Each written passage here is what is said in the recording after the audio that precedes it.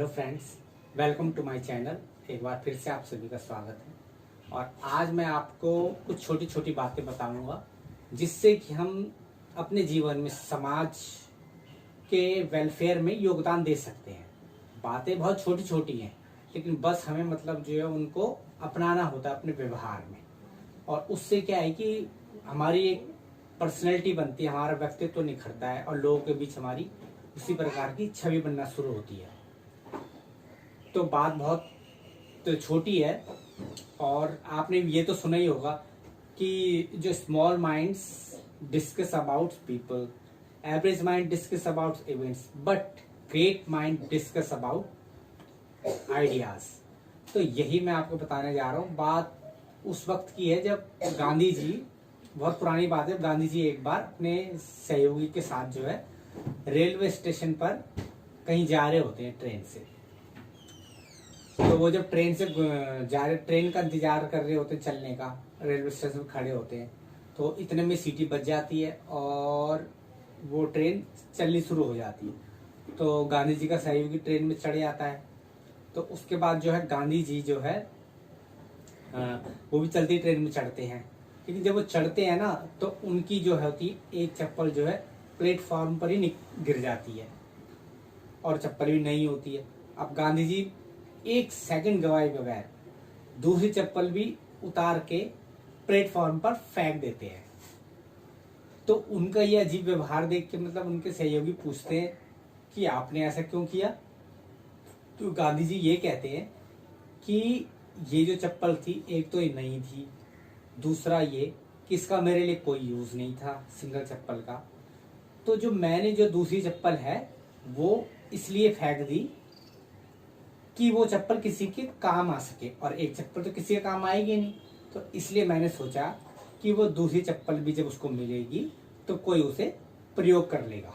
और इस प्रकार समाज में मैं किसी का नहीं तो एक इंसान का तो मतलब जो है थोड़ा सा फायदा होगा। मेरा तो नुकसान जो होना था हो ही क्या।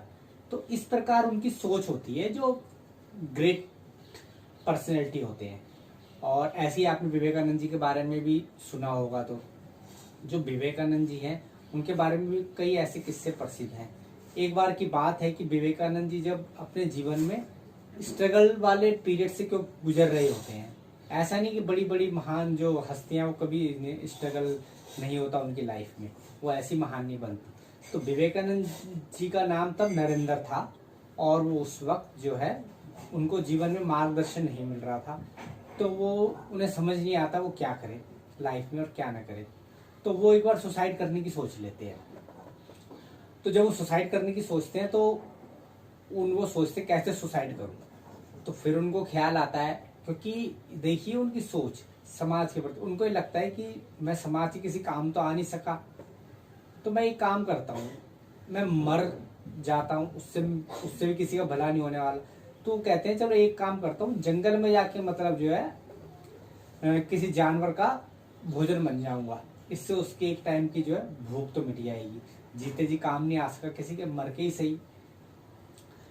तो वो ऐसी सोच के साथ जो है जंगल में चले जाते हैं।